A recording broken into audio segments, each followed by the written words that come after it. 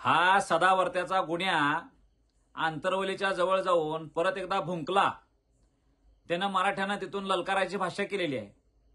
पण ज्या आंदोलनात तू गेलायस त्या धनगर समाज बांधवाच्या तिथं बसून तू आदिवासी आरक्षणात धनगर समाज जाणार कसा हे तू सांगायला पाहिजे होतास। तू स्वतःला वकील मानतोस ना। बरं, त्या धनगर समाज बांधवाच्या आरक्षण आंदोलनाला सुरुवातीपासून पाठिंबा असणारे आम्ही आहे।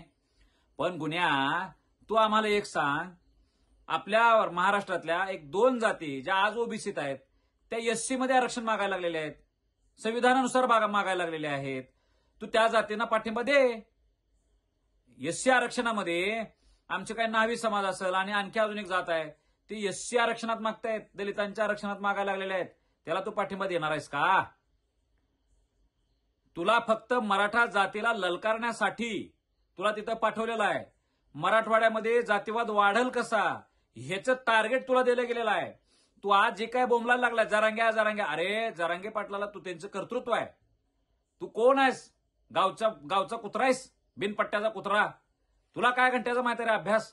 संविधान आणि संविधानाचं असं कुठलं कलम ना आम्हाला मराठ्यांना ओबीसीतलं आरक्षण द्यायला नको म्हणते? संविधानातलं असलं कुठलं कलम आहे ज्या कलमानुसार 50% आत मराठी पात्रच नाहीत असं सांगते? तुझा लय अभ्यास आहे तर तू 23 मार्च 1994 जो GR नेमका कसा चांगला हे सांग ना। ए गुन्ह्या, त्या कुठलं आयोग नेमला होता 23 मार्च 1994 त्याच्यावर बोल। मराठी पात्रच नाही म्हणून झालेल्या जुन्या केस तू सांगतोस। 50% वरचं आरक्षण आमच्या जुन्या लोकांनी स्वीकारलं म्हणून तुझ्यासारख्याचं फावली। आज तू आमच्यावर तू मुळावर मुतालास काय? ए गुन्ह्या, आज 50% आतल्या आरक्षणाची मागणी आम्ही करतोय, लक्षात ठेव। तुझ्यासारखे असे 50 कुत्रे जरी आले ना तर त्या आरक्षणाची मागणी आम्हाला असंविधानिक आहे असं कोणी म्हणू शकणार नाही। धनगर समाज आदिवासी चाललाय, तो दुसऱ्याचा हक्क घेतोय, असं असताना तुला हक्क घेतोय असं वाटत नाही आणि मराठीच तू ओबीसी झाल्यावर हक्क घेणार आहे हो रे? दोन डबल ढोलकी वागू नको। तू आज उघडा पडलायस, लक्षात ठेव।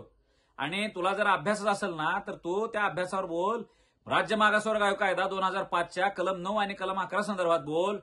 तुझे संरक्षणाची जबाबदारी आम्ही घेऊ। तुला आंतरवलीत यायचंय ना, आझाद मैदानावर आम्ही आव्हान केलं त्यावेळेस तुझी बायको म्हणत होती घाबरून, होय काय मराठ्यांना बोलू नका, मराठी घराकडे येतील, असलं काय खालची दर्जा करू नका। आम्ही मराठी आझाद मैदानावरून माघारी आल्यावर तुझे पोलीस संरक्षणात उभा राहून लय फडफड वाढले होय रे। तुझी बायको पण हे करते अशी काय रे? कुठला अभ्यास तुमचा? हा कुठला सिलेक्टिव्ह अप्रोच तुमचा? आज तुला आंतरवलीत पण यायचंय का नाही? तू आंतरवलीत ये, मराठ्यांच्या सोबत चर्चेला बस।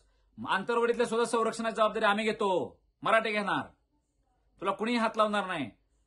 तुला जे काय संरक्षण घ्यायचं काहीच संरक्षण कुणी द्यायचं नाही। पण तू संविधानावर बोल, संविधानाच्या कलमांवर बोल, मराठ्यांच्या संदर्भातल्या असलेल्या केसेसवर बोल। आम्ही 50% आत कसं होत नाही ते तू सांग, आम्ही सांगू कसं आरक्षण मिळते। मग सदावर्तीने त्याची फडफड बंद करावी। मनोज जरांगे पाटलांच्या बाबतीत बोलत असताना त्यानं चांगल्या भूमिकेत बोलावं। मी एका टीव्ही चॅनलवर तुला मी तुला झापलेला होता। जरांगे पाटलाच्या बाबतीत बोलताना तू नीट बोल, भाषा तुझी नीट ठेव। आणि तुला जिथं यायचं आहे चर्चेला तिथं आमच्यासारखी लोक तयार आहेत। चल, चॅलेंज आहे तुला माझं।